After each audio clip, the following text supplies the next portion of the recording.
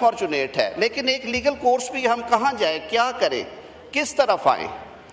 ये सारी बातें तकरीरें करने से हल नहीं होंगी, ये किसी बंद कमरे में बैठना पड़ेगा आपको और हमें। 26वीं तरमीम की आपने बात की है। 26वीं तरमीम 1 महीना हम लेके बैठे रहे कमेटी में, खुर्शीद शाह साहब उसके कन्वीनर थे। ऑपोजिशन के दोस्त भी आमिर डोगर बैठे हुए हैं, बैरिस्टर गौहर भी बैठते थे, शिबली फराज साहब भी बैठते थे उसमें। हमने उन्हें सामने रख के कहा कि बताएं इसमें गलत क्या, कहते नहीं चीज़ें ठीक हैं, टाइमिंग ठीक नहीं है। हमने कहा टाइमिंग भी ठीक कर लेते हैं, बताएं और कौन सी चीज़ निकालनी है इसमें से। अब 26वीं तरमीम जिस शक्ल में हुई है उसमें क्या गुनाह किया है इस पार्लियामान ने कि अगर उसने ये 2/3 अक्सरियत से मंजूर की है? क्या आइन के अंदर नहीं लिखा होगा कि 2/3 अक्सरियत से आप कर सकते हैं? मेरी बात सुन ले। हुआ क्या है कि जो पार्लियामान को हुआ क्या है 26वीं तरमीम में कि जजेस अपॉइंटमेंट जो कि एक जजेस क्लब बन गया हुआ था उसको और मजबूत किया है। पार्लियामान की नुमाइंदगी दी गई है, 2 मेंबर अपोजिशन के डाले गए हैं, 2 मेंबर ही गवर्नमेंट के डाले गए हैं। 2 ही अरकान आपके बैठते हैं, 2 इधर से बैठते हैं। अक़लियतों को और सिविल सोसाइटी को एक नुमाइंदगी दी गई है। आप कहते हैं तो उन्हें कोई हक नहीं, हम भी कह देते हैं कि उन्हें कोई हक नहीं है कि वो फैसला साजी में बैठे। बार काउंसिल्स को नुमाइंदगी दी गई है, वो पहले भी थी। हुआ सिर्फ ये है कि जो पार्लियामान की बेतौकीरी अदालती फैसलों के ज़रिए की गई थी उसको दुरुस्त करके parliament as a mother of institution उसका जो रोल होना चाहिए वो दिया गया। सारी दुनिया में ये किया जाता है, सारी दुनिया में जजेस की अपॉइंटमेंट इस तरह से होती है। वो एक बड़ा कंसोर्शियम है, 13 लोग उसमें बैठते हैं, 7 लोगों की मेजॉरिटी बनती है तो उसका फैसला होता है, वरना नहीं होता। और उसमें अपोजिशन और गवर्नमेंट की तादाद बराबर है। आगे चलते हैं।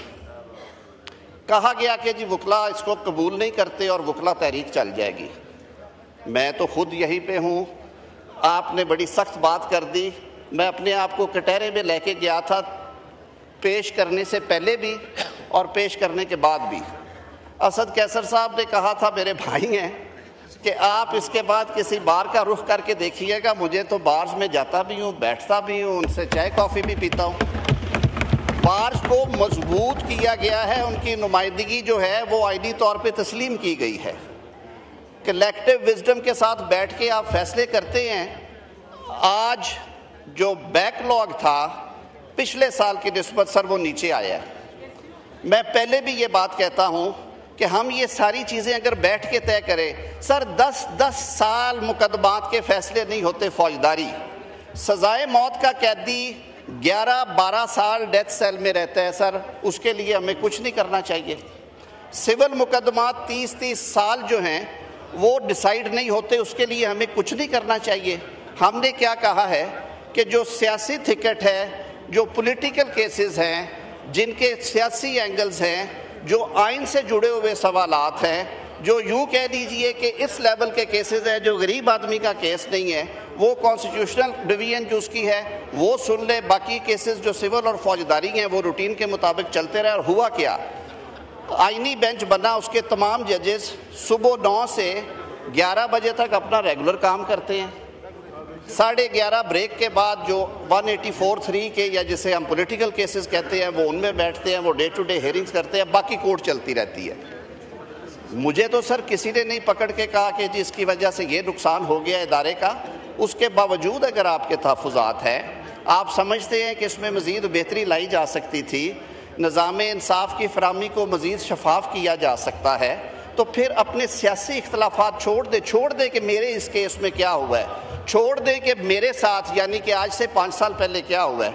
आए बैठते हैं मिल बैठ के, बल्कि मैं आप सब की मौजूदगी में 108 तरामीम हैं ज़ाब्ता फौजदारी में। क्रिमिनल जस्टिस सिस्टम तकरीबन कोलैप्स कर गया। खोसा साहब बैठे हुए हैं, या हम गुजारा ही कर रहे हैं अदालतों में जो क्रिमिनल जस्टिस सिस्टम के बेसिक स्ट्रक्चर है वही बैठ गया है। जब 8-8 साल मैजिस्ट्रियल ट्रायल के कंक्लूजन का चांस ख़त्म हो गया, सेशन ट्रायल 6-6 साल चलते हैं। 108 तरामीम का एक मुसवदा लॉ एंड जस्टिस की कमेटी में पड़ा हुआ है। आए सारे मिल बैठ के उसको एग्जामिन करें दयानतदारी के साथ। उसमें तो कोई सियासत नहीं है ना, उसमें तो बल्कि लोगों के लिए आसानी की गई है। ज़मानतों के कानून को बेहतर बनाया गया है, रिमांड के जो फीचर्स हैं उसको बेहतर किया गया है, झूठी FIRओं को रोकने के लिए मैकेनिज्म दिया गया। वो तो आपका और हमारा इख्तियार है ना, ये आयल के इस तरफ क्या और इस तरफ क्या, आए वहाँ से शुरू करते हैं ताकि आम आदमी तक इसके समरात पहुँचे। हम पहले भी तैयार थे, वज़ीर-ए-आज़म पाकिस्तान की हदायत के मुताबिक हम आज भी तैयार हैं, लेकिन सर माहौल की इस गर्मी में मैंने कल भी अर्ज़ किया था, डॉक्यूमेंट्स फाड़ने से मसले हल नहीं होते।